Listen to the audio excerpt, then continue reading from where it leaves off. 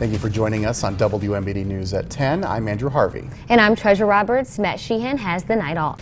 इमरान खान को पेशकश हुकूमत की तरफ से नहीं थी। हम गवाह हैं कि खान साहब को इलेक्शन के फौरन बाद 3 साल के लिए मुल्क से बाहर जाने की ऑफर की गई। मेरे सामने खान साहब को पेशकश कम्युनिकेट की गई थी। इमरान खान की हाउस अरेस्ट ऑफर एस्टैब्लिशमेंट और हुकूमत की तरफ से मोहसिन नकवी ने की। वो फौज जो है वो इमरान खान साहब से जो है ना वो एनआरओ मांग रही है। बेसिकली इमरान खान साहब एनआरओ नहीं मांग रहे। 190 मिलियन पाउंड का जो केस है वो एक बार्गेनिंग चिप के तौर पे इस वक्त इस्तेमाल हो रहा है। तो मेरी नज़र में दोनों साइडें फंसी हुई हैं, लेकिन वो मुज़ाकरात कामयाब हो जाएंगे और वो डील के नतीजे में होंगे और दोनों साइड्स अपनी अपनी कोई चीज़ें शर्तें बनवाएगी। अस्सलाम वालेकुम नाज़रीन, मैं हूँ मंसूर अली खान। अपने रियल चैनल के ऊपर आपको खुशामदीद कहूँगा। नाज़रीन, बड़ी अहम खबरें पिछले 12 घंटे में डेवलप हो रही हैं। ख़ास तौर पे खान साहब को बनी गाला शिफ्ट करने के हवाले से ये जो एक पर्टिकुलर टॉपिक है, ख़ास तौर पे जो अलीमा खान साहिबा ने कल जो कमेंट्री की और उसमें उन्होंने कहा कि जनाब ये अली अमीन गंडापुर साहब जो है ये ऑफ़र लेकर आए थे। उसके बाद जो है वो काफ़ी इसके ऊपर डिस्कशंस हो रही हैं। तो एक तो इस पर कुछ फर्दर डेवलपमेंट्स हैं और एक नया शोशा भी मार्केट के अंदर जो है वो छोड़ा जा रहा है। ज़रा मैं उसके बारे में भी बात करना चाहूँगा। ये जो मामला है कि जनाब ये डील ऑफ़र की जा रही है या थी, डील ऑफ़र की जा रही थी कि जनाब हम आपको बनी गाला शिफ्ट कर देते हैं, इसको मुख्तलिफ एंगल से आपको एक दफ़ा देखना पड़ेगा। एंगल से मुराद है एस्टैब्लिशमेंट की तरफ से भी, पीटीआई की तरफ से भी और हुकूमत की तरफ से भी। आपको तमाम तीनों एंगल से जो है इसको अंडरस्टैंड करना पड़ेगा, तब आपको कुछ हद तक समझ आएगी कि एक्चुअली मामला जो है वो है क्या। तो इसको एनालाइज करेंगे। कुछ आपके क्वेश्चंस भी आए हैं, उसके बारे में भी बात करेंगे। जनरल आसिम मुनीर के हवाले से भी एक ताज़ा तरीन अपडेट है, कुछ मैं उसके बारे में भी बात करना चाहूँगा। तो एंड तक इस वीडियो को देखिएगा। चैनल को सब्सक्राइब करना मत भूलिए, बेल आइकन प्रेस कीजिए। अगर आपको वीडियो पसंद आए उससे लाइक और शेयर ज़रूर कीजिएगा। अच्छा, सबसे पहले ये मामला चल रहा है कि जनाब अली अमीन गंडापुर साहब जो है वो ये ऑफ़र लेकर जो है वो आए थे। साहिबजादा हामिद रज़ा जो बेसिकली इस मुज़ाकराती कमेटी के तर्जुमान है जो पाकिस्तान तहरीक-ए-इंसाफ की जानिब से बनाई गई है, उन्होंने उनसे सवाल किया गया। काशिफ अब्बासी साहब के शो में कल रात को वो आए हुए थे, तो उनसे सवाल किया गया कि जनाब ये क्या कह रही हैं अलीमा खान साहिबा। तो उन्होंने कहा कि नहीं, उन्होंने शायद का लफ्ज़ इस्तेमाल किया है। अगर वो इसको कन्फर्म करेंगी तो फिर मैं इसके ऊपर जो है मैं तबसरा करना चाहूँगा। लेकिन हकीकत ये है कि वो जो रिपोर्टर थे जिन्होंने एक्चुअली ये सवाल किया था अलीमा खान साहिबा से, तो एक दफ़ा जब सवाल किया तो उन्होंने जवाब दिया कि हाँ शायद अली अमीन गंडापुर ये ऑफर लेकर आए थे। तो उस रिपोर्टर ने दोबारा सवाल किया कंफर्म करने के लिए, and I think that was very clever of him कि उसने दोबारा ये सवाल किया, क्योंकि बहुत बड़ी खबर थी, ये छोटी खबर नहीं थी। मैं फुल मार्क्स देना चाहूँगा इस रिपोर्टर को जिसने एक्चुअली ये क्वेश्चन जो है उनसे किया। तो अलीमा खान साहिबा ने रीकन्फर्म किया कि हाँ अली अमीन गंडापुर ही ये ऑफर लेकर आए थे। खैर, तो जो दीगर इसके अलावा जो गुफ्तगू हुई हामिद रज़ा साहब ने जो की, उन्होंने कहा कि इमरान खान को पेशकश हुकूमत की तरफ से नहीं थी। हम गवाह हैं कि खान साहब को इलेक्शन के फ़ौरन बाद 3 साल के लिए मुल्क से बाहर जाने की ऑफ़र की गई, फिर उसकी मुद्दत कम की गई 2 साल और फिर 1 साल। मैं ज़िम्मेदारी के साथ बता रहा हूँ कि बाहर चले जाएँ और फिर उसके बाद वापस आ जाएँ। समझ लें कि मेरे सामने खान साहब को पेशकश कम्युनिकेट की गई थी। काशिफ साहब ने सवाल किया कि आपकी पार्टी के ही किसी बंदे ने कम्युनिकेट किया, अली अमीन ने किया या बैरिस्टर गौहर ने किया? तो उन्होंने कहा कि नहीं, किसी और के ज़रिए ये कम्युनिकेट किया गया। काशिफ साहब ने सवाल किया कि वो जो 3 रुकनी मुज़ाकराती कमेटी भी बनी थी, आप उसकी बात तो नहीं कर रहे? तो हामिद रज़ा साहब जो है इसके ऊपर मुस्कुराए। उन्होंने कहा कि इतना ना इस बात को खोलें, बस ठीक है ना, हो गया ना। काशिफ अब्बासी साहब ने फिर सवाल किया, वैसे उस कमेटी में आप थे, बैरिस्टर गौहर थे और कराची से फिरदौस शमीम नकवी थे। तो उस दिन खान साहब से ये बात डिस्कस हुई है बनी गाला में हाउस अरेस्ट वाली। इसी बात पर वक्त गुजर गया कि खान कहता था कि तुम मेरी रिहाई को एजेंडे में लेकर क्यों आते हो। काशिफ साहब ने सवाल किया कि आप लोग कहते हैं कि खान साहब मुज़ाकरा तो आपने करने हैं, पहले बनी गाला आप जाएं। साहिबजादा हामिद रज़ा ने मुस्कुराते हुए कहा कि हम कुछ नहीं कहते थे। खान कहता था कि पहले वर्कर बाहर आएंगे फिर लीडर बाहर आएंगे, then I will consider. Khan ने कहा कि पहले ये दोनों चीज़ें करवा कर आओ, फिर आई विल कंसिडर। तो ये मतलब साहिबजादा हामिद रज़ा साहब जो है वो ये पोजीशन दे रहे हैं कि जनाब ये बात जो है वो इसके ऊपर हुई है। और ये latest position according to him, Khan साहब की लेटेस्ट पोजीशन जो है वो ये है कि वो ये कह रहे हैं कि जी मैं इसको कंसिडर करूँगा बनी गाला जाने वाली बात, लेकिन पहले वर्करों को जो है वो छुड़वाया जाए। अच्छा, शेर अफजल मरवत साहब ने भी मैं ये सारी चीज़ें आपके साथ इसलिए शेयर कर रहा हूँ क्योंकि जब तक आपको ये सारे डॉट्स का पता नहीं लगेगा ना तो बात आगे बढ़ नहीं सकेगी। So you need to understand कि सिचुएशन क्या है। अब शेर अफजल मरवत पाकिस्तान तहरीक-ए-इंसाफ के रहनुमा हैं, ये क्या कह रहे हैं इनकी बात सुनिए। उन्होंने कहा बानी यानी कि इमरान खान की हाउस अरेस्ट ऑफर एस्टैब्लिशमेंट और हुकूमत की तरफ से मोहसिन नकवी ने की। इमरान खान की हाउस अरेस्ट की ऑफर रद्द की गई। हाउस अरेस्ट ऑफर से इनकार पर 20 दिसंबर को इमरान खान की रिहाई की पेशकश हुई। इमरान खान की 20 दिसंबर तक रिहाई की पेशकश मोहसिन नकवी के जरिए की गई। 26 नवंबर का सानिया हुआ तो हालात तब्दील हो गए। सियासी क़यादत से मुज़ाकरात शुरू हो गए। इस्टेब्लिशमेंट वक्तन डायरेक्ट या इनडायरेक्ट रब्ता करती रही है। 26 नवंबर के साने के बाद अब कोई बैकडोर मुज़ाकरात नहीं हो रहे। हुकूमती मुज़ाकरात टीम में मोहसिन नकवी को शामिल किया जाता तो शायद मुलाकात हो चुकी होती। मोहसिन नकवी साहब मुज़ाकराती टेबल पर बड़ी लचक दिखाते हैं। रिचर्ड ग्रनेल की अपनी राय है, ताम हमें कोई तवक्को नहीं कि ट्रंप के आने से हमारे लिए कोई भलाई होगी। शेरज़ मरवत साहब की ये राय है। शहबाज गिल तो कोई और ही पटियाँ पढ़ा रहा है, वो तो बैठ के हर तीसरी ट्वीट के अंदर रिचर्ड ग्रनेल को जो है वो टैग करता रहता है। वो तो इंज लगता है था पाकिस्तान तरीके साहब यूएसए का सेक्रेटरी जनरल बन गया वो। खैर अच्छा, अब उसके बाद आसमा शराजी साहबा सीनियर सहाफ़ी हैं, एंकर पर्सन, उन्होंने ट्वीट किया। उन्होंने कहा ज़राए के मुताबिक इमरान खान साहब को बनी गला शिफ्ट होने की पेशकश की गई, मगर वीडियो रिकॉर्डिंग के साथ, जिसे खान साहब ने मुस्तरद कर दिया था कि भाई मैं इसका कोई एविडेंस वगैरह जो है वो नहीं चाहते थे कि इसका एविडेंस हो। अच्छा जी, इसके अलावा barrister PTI chairman PTI barrister Gohar ने कहा है कि हमारा हुकूमत से 26 नवंबर से कबल महज राब्ता बहाल हुआ। मोहसिन नकवी से 26 नवंबर से कबल किसी किस्म का मुज़ाकराती अमल शुरू नहीं हुआ था। इमरान खान की बनी गाला मुंतकली की पेशकश से मुतालिक कभी बात नहीं हुई। सो वो फ्लैटली डिनाई कर रहे हैं। हुकूमत मोहसिन नकवी या एस्टैब्लिशमेंट से कभी इमरान खान की मुंतकली पर बात नहीं हुई। हुकूमत से किसी मरहले पर इमरान खान की रिहाई, हाउस अरेस्ट या मुंतकली के ऊपर कोई बात नहीं हुई है। सो बेसिकली बैरिस्टर गौहर जो है वो अपनी पार्टी के रहनुमाओं की बात जो है उसको टोटली रद्द कर रहे हैं कि नहीं जी ऐसा तो कुछ हुआ ही नहीं है।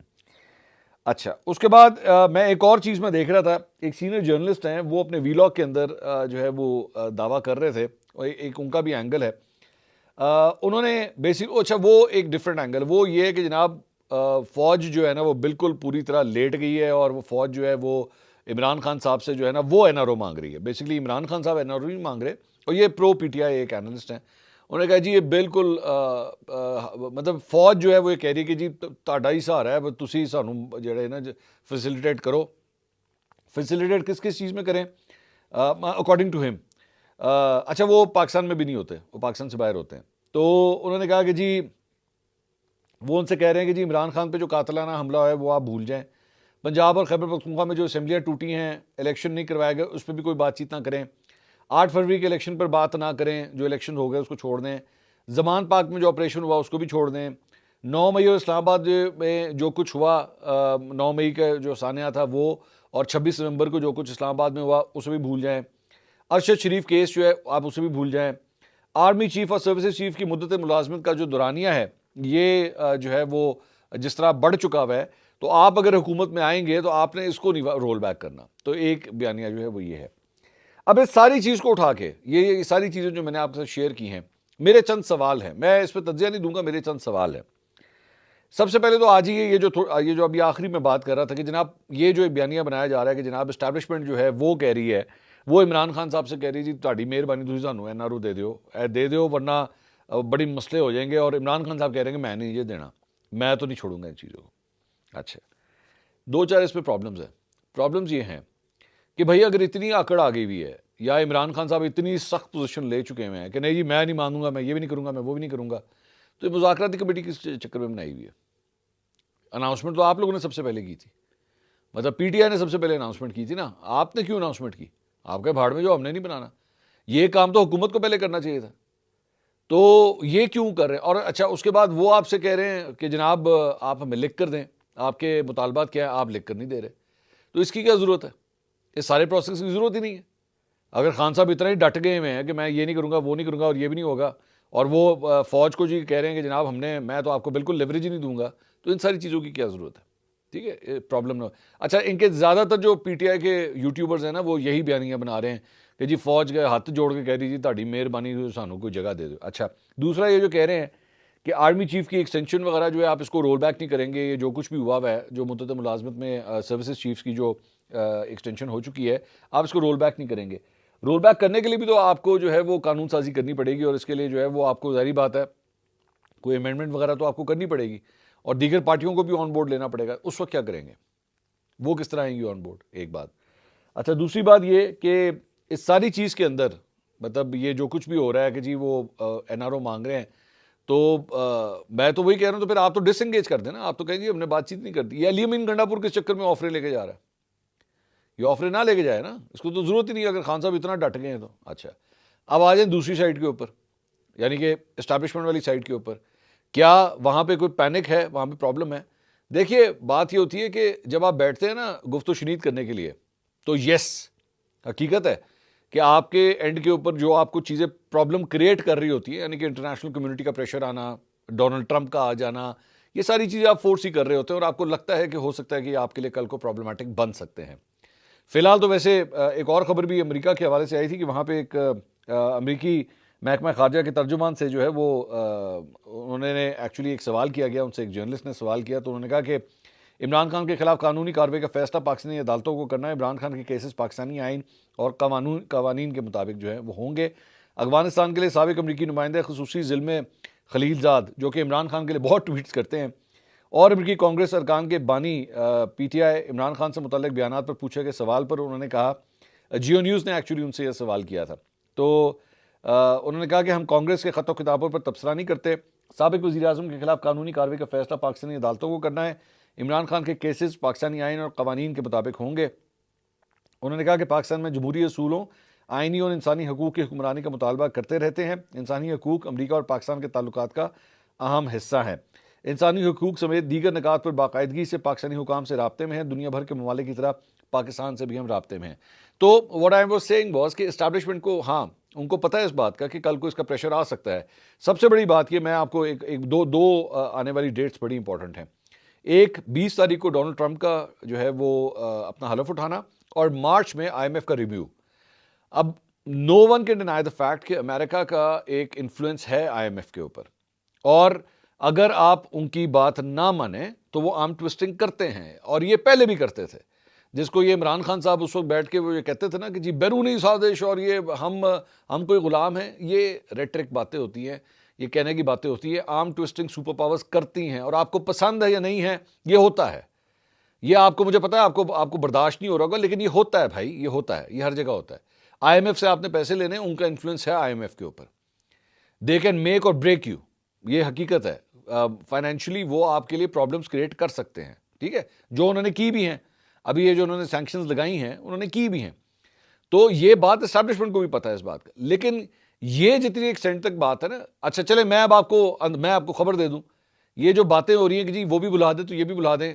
अगर मैं ये कहूँ कि पाकिस्तान तहरीक साहब ने खुद ये ऑफरें की हैं कि जी हम आप हमारी ये वाली बात मान जाए, यानी कि ये मैं दे भी चुका हूँ ऐसे खबर कि जी ये आप हमारे जो कैदी हैं, जो सियासी कैदी हैं बशमूल इमरान खान साहब के, आप उनको रिहा कर दें, हम माजी की सारी चीज़ों को डिस्कस करना छोड़ देते हैं।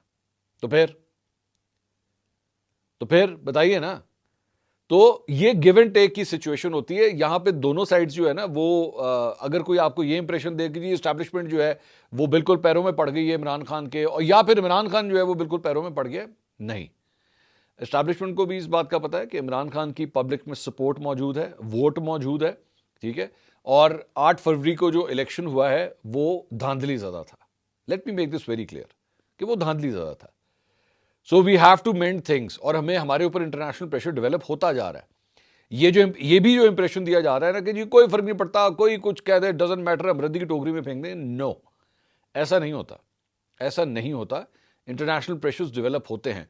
अब मैं तो और भी बहुत सी चीज़ें जानता हूं जो माजी में जो है इंटरनेशनल प्रेशर्स की वजह से आपने की हैं, जिसमें कई ऐसे लोग हैं जिनको गायब किया गया और उसके बाद आपको उनको छोड़ना पड़ा, क्योंकि उस पर भी इंटरनेशनल प्रेशर था। मैं जानता हूं इस बात के। ये फिर कभी सही है, ये इसकी डिटेल जो है फिर कभी शेयर करेंगे। तो दोनों साइड्स के अगर जो है ना, मैं ये भी बात है, एस्टैब्लिशमेंट से के हामी जो चंद यूट्यूबर्स हैं वो भी कह रहे हैं जी डजंट मैटर, हमें कोई फ़र्क नहीं पड़ता है, इमरान खान जो है वो फंसा रहा है तो फंसा रहा है, डजंट मैटर, हम टस से मस नहीं होंगे, हमें कोई चीज़ हो तो नहीं, ऐसा नहीं है। और दूसरी साइड भी जो एक इंप्रेशन दे रही है ना इमरान खान साहब वाली कि जनाब फौज तो मेरे पैरें पई है तो मसला ही कोई नहीं है, नहीं। ये मतलब कहने वाले तो इस्लामाबाद के अंदर इस वक्त ये भी कह रहे हैं कि 190 मिलियन पाउंड का जो केस है वो एक बार्गेनिंग चिप के तौर पे इस वक्त इस्तेमाल हो रहा है। र्यूमर्स है ना, जाहिर बात है, लोगों का मुंह तो नहीं बंद कर सकते। तो वो ये भी कह रहे हैं कि जनाब ये इसका फैसला इसीलिए शायद अनाउंस नहीं किया जा रहा है कि उसको बार्गेनिंग चिप के तौर पे इस्तेमाल किया जा रहा है कि जी ठीक है तुम साढ़े नाल गलबात मानते हो तो ठीक है, कोई गल करते हो तो ठीक है, वरना फिर ये एक और फैसला आ जाएगा। सो यूं करके मामला। अच्छा, दूसरी एक और बात, ये जो बात है, आप मुझे सिर्फ एक जरा कॉमन सेंस की बात बताइए ना, कि ये जो बात है कि जी आपको बनी गाला शिफ्ट कर देते हैं, कि इमरान खान साहब को बनी गाला शिफ्ट कर देते हैं, अगर ये एक ऑफर हुई है तो ऑफर का मतलब तो ये है कि आपका दरवाजा खुल रहा है एस्टैब्लिशमेंट के साथ, है ना। आपका, चले आप ना माने, चले मैं 1 मिनट के लिए कह दूं कि इमरान खान साहब ने उसको रद्द कर दिया, इमरान खान ने कहा कि जी मैं नहीं मानता, चले ठीक है, okay, why would you tell this thing, why would you tell this thing कि जी एस्टैब्लिशमेंट ने मुझे ऑफर की और मैंने रिजेक्ट कर दी, व्हाई वुड यू, ये लोग क्यों बता रहे हैं बातें, बताइए ना, लोग इस चीज को क्यों ऑफर कर रहे हैं, ये रिवील क्यों कर रहे हैं मीडिया के साथ आगे, क्योंकि मैं ये जानता हूं पॉलिटिक्स के अंदर तो जब निगोशिएशंस हो रही होती हैं, you don't reveal this things in the media. तो यहां पे ये क्यों किया जा रहा है, और बैरिस्टर गौहर इनकार कर रहे हैं अलीमा खान साहिबा के बारे में कि नहीं जी ऐसी तो कोई बात ही कोई नहीं हुई, बैरिस्टर गौहर साहब जो है इसको डिनाई कर रहे हैं इस चीज़ को। सो इसकी एक रीज़न ये हो सकती है कि हाँ ये आपस में गुफ्तो शुनीद हुई होगी, ऑफर हुई होगी, जिस तरह आसमा शिराजी साहिबा कह रही हैं, लेकिन जब डील नहीं बनी तो उसके बाद सब तितर बितर हो गया, सारी चीज़ें बाहर आना शुरू हो गई। वरना मुज़ाकरात के अंदर कभी भी कोई चीज़ बाहर आके, ये इन्होंने बताया क्यों नहीं, अली अमीन गंडापुर ने जब जाके खान साहब कोई ऑफर की होगी तो आप बाहर आके मीडिया को क्यों नहीं बताया। या आपको याद है इमरान खान साहब जब जनरल बाजवा से मिले थे जाके आरिफ अलवी, तो रात को जाके क्या प्रेस कॉन्फ्रेंस की थी उन्होंने, या प्रेस रिलीज जारी की थी कि जी मैं आज जनरल बाजवा से मिलकर आ रहा हूं। नहीं, ये बातें नहीं बताई जाती, ये बातें सिर्फ 2 सूरतों में होती हैं, या तो कोई लीकेज हो जाए अंदर से, या दूसरी अगर ये निगोशिएशंस फेल हो जाएं तो फिर ये चीज़ें आना शुरू हो जाती है कि सानू ऑफर कर रहा सी, सानू ऑफर कर रहा सी, ये सारी चीज़ें आना शुरू हो जाती।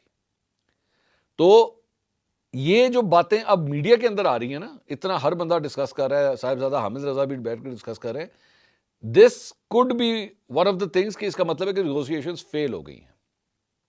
और उसके बाद अब आप इसको अटैच करें, इमरान खान साहब ने कल बल्कि परसों वो जो ट्वीट किया था और उसमें दोबारा जनरल आसिम मुनीर का जिक्र कर दिया कि जनाब उनकी हुकूमत के ये अर्दली हैं, उनको आपने वज़ीर आज़म लगाया हुआ है, जो शहबाज शरीफ के बारे में उन्होंने बात की, एक सख्ती फिर आ गई है।